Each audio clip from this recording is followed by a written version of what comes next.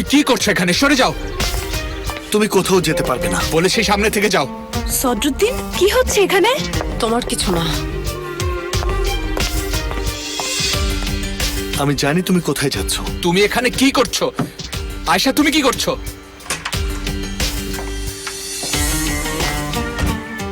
আয়শা, কি হয়েছে?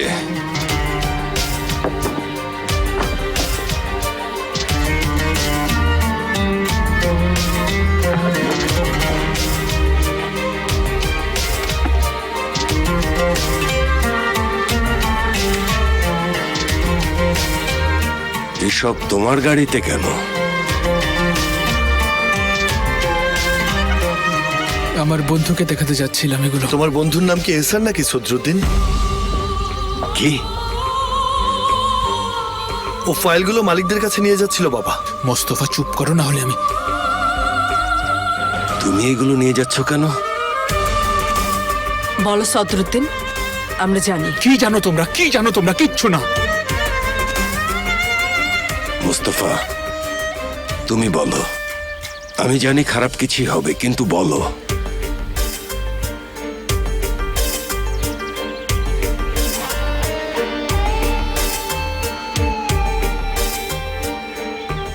বাবা, এটা জানার অধিকার আপনার অবশ্যই আছে।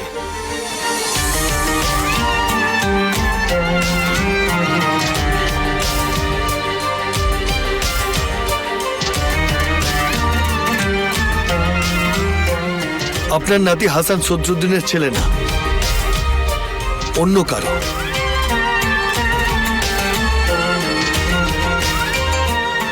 এই বিষয়টা নিয়ে ওকে হুমকি দেয়া হচ্ছে।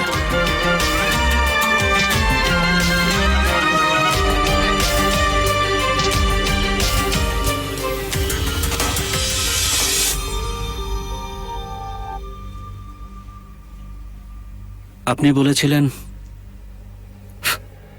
আমি পালাতে পারবো না। আমি পেরেছি বাবা। আপনি আরো বলেছিলেন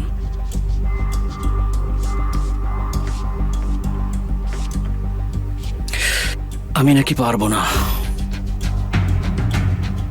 কিন্তু পেরেছি। আপনি বলেছিলেন আমি এটা নিতে পারবো না, কিন্তু আয়েশাকে আমি নেবই।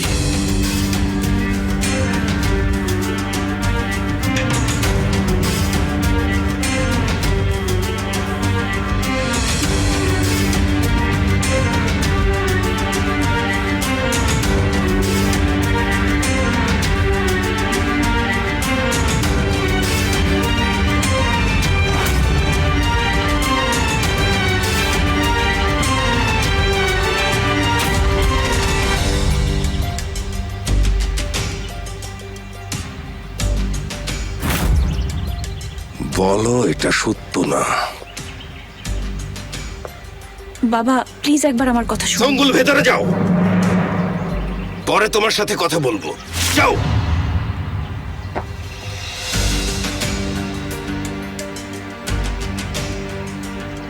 এটা কি সত্যি?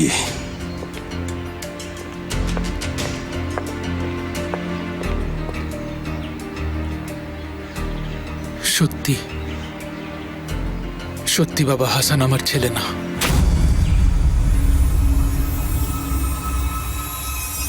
তুমি কি বলছো ভাই? এটা কিভাবে সম্ভব? ভেবে চিনতে বলো, ঠিক করে বলো সদরুদ্দিন।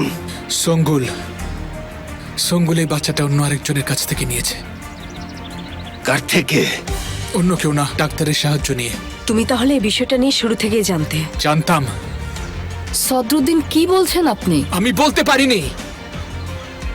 আপনি হাসানকে কোলে নিয়ে এত খুশি হয়েছিলেন আর আমাকে প্রথমবারের মতো সম্মান করেছিলেন। আমি তখন আপনাকে বলতে পারিনি, অপমানিত হওয়ার ভয়ে। এটাই সবচেয়ে বড় অপমান বাবা। এর চাইতে অপমানজনক আর কিছু হতে পারে? হ্যাঁ,